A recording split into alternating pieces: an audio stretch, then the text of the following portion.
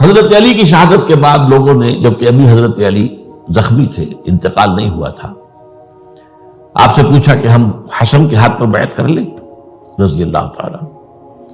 آپ نے فرمایا نہ، میں تمہیں اس کا حکم دیتا ہوں اور نہ روکتا ہوں، یہ تمہارا معاملہ ہے، امر المسلمین ہے، مسلمان فیصلہ کر لیں جس کو چاہیں.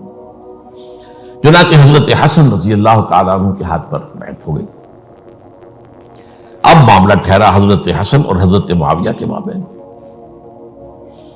6 ماہ خلافت رہی ہے حضرت حسن کی رضی اللہ تعالیٰ عنہ، اور میں انہیں 5واں خلیفہ راشد مانتا ہوں. ابو بکر، عمر، عثمان، علی، حسن، انہوں نے کوئی اپنی قوت سے خلافت حاصل نہیں کی تھی، بلکہ مسلمانوں نے انہیں خلیفہ بنایا تھا. لیکن یہ اس قدر صلح جو انسان تھے، بہت نرم طبیعت کے انسان، جب انہوں نے دیکھا کہ یہ تو پھر خوریزی کا معاملہ ہو رہا ہے. ابھی معاویہ کے پاس 40,000 کا لشکر تھا، ان کے پاس بھی بڑا لشکر موجود تھا، بلکہ 40,000 ان کے پاس تھا، حضرت معاویہ کے پاس اس سے بڑا تھا. انہوں نے صلح کر لی حضرت معاویہ سے رضی اللہ تعالیٰ، اور وہ حدیث ان کے حق میں جو ہے پیشن گوئی تھی وہ پوری ہو گئی کہ حضور نے فرمایا تھا میرا یہ بیٹا مسلمانوں کے 2 گروہوں کے مابین صلح کرائے گا.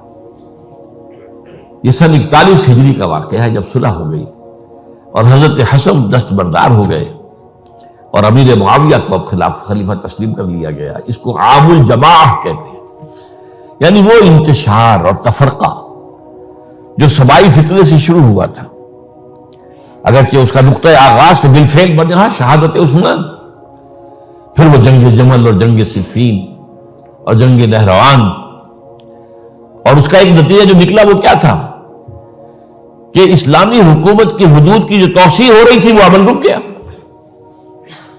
وہ تو خلفائے ثلاثہ، اب یہ ثلاثہ میں گن رہا ہوں، حضرت ابوبکر، حضرت عمر، حضرت عثمان، ان کے دور میں ساری توسیع ہوئی، فتوحات ہوئی. حضرت علی کا دور جو ہے سارا خانہ جنگی کی نظر ہو گیا. وہ خلیفہ راشد ہیں، اس میں کوئی شک نہیں ہے، بہت عظیم شخصیت ہے، ہمارے نزدیک صحابہ کرام میں سوائے 3 کے سب سے بڑھ کر ہیں، سب سے افضل ہیں.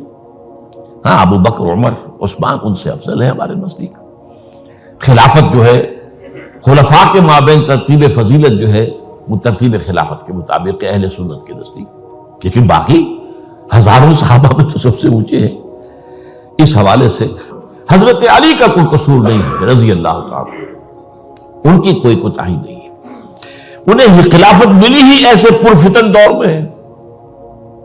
اگر کہنا جو ہے اگر روکا گیا ہے کہ یہ کلمہ لو مت استعمال کیا کرو، اگر یوں ہوتا تو یوں ہو جاتا، لیکن یہ کہ بہرحال ہمارا سوچنے کا ایک انداز ہے. اگر حضرت علی کو اول دور میں خلافت ملی ہوتی تو ان کے کچھ اور نتائج اور ہوتے. اب یہ پرفتن دور کے اندر خلافت ملی، خانہ جنگی ہو رہی ہے، اور جو حالات میں نے آپ کو بتائے ہیں، ظاہر بات ہے کہ وہ دور جو نہ ذرائع آمد و رفت ایسے تھے، نہ ذرائع مواصلات ایسے تھے، نہ کمیونیکیشنز ایسی تھیں. وہ تو یوں سمجھیے کہ دارالخلافہ کے اندر کے حالات جو ہیں بس وہیں پر فیصلہ ہو رہا تھا. یا پہلے مدینے میں ہوا، حضرت عثمان شہید ہوئے، اور یا پھر کوفے میں ہو گئے. وہ تو اصل جو بھی طاقت اس مرکز کے اندر جس کے پاس طاقت تھی اسی نے جو بھی اپنا فیصلہ ہے وہ منگوا لیا.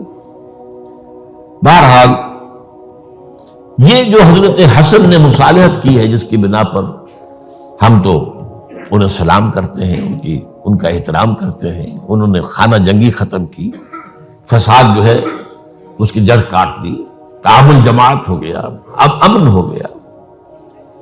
اور نوٹ کیجئے اس کے بعد 20 برس تک امیر معاویہ کی حکومت رہی ہے، 20 برس، اور کامل امن رہا ہے. اس میں یہ بھی ہے کہ ان کے تدبر کو بھی دخل حاصل تھا. یہ بھی ہے کہ انہوں نے کچھ طاقت کا استعمال بھی کیا. یہ بھی ہے کہ انہوں نے دلجوئیاں بھی کی لوگوں کی، لوگوں کو جس کو ہم کہتے ہیں مؤلفۃ القلوب، جو زکوٰۃ کے مسائل میں شامل ہے، کچھ لوگوں کی کے شر سے اس کو روکنے کے لیے ان کو جو ہے کچھ زکوٰۃ میں سے پیسہ دیا جائے وغیرہ وغیرہ، مؤلفۃ القلوب، تالیف قلب کے لیے. بہرحال نتیجہ یہ ہے.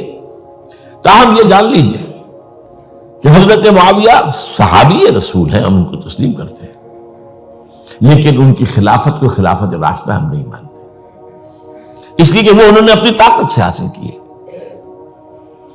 میں نے اسی لیے کہا حضرت حسن رضی اللہ تعالیٰ عنہ کی خلافت خلافت راشدہ ہے، لیکن حضرت معاویہ کی خلافت خلافت راشدہ، اگرچہ اس میں عمل رہا، اور وہ جو عمل رک گیا تھا، وہ جو مزید توسیع دارالاسلام کی، وہ دوبارہ شروع ہو گیا، خراسان کی طرف پیش قدمی شروع ہو گئی، ادھر پہلا بحری بیڑا بنایا حضرت معاویہ نے رضی اللہ تعالیٰ عنہ، اور یہ بحیرہ روم کے بعد جزائر کو فتح بھی کیا۔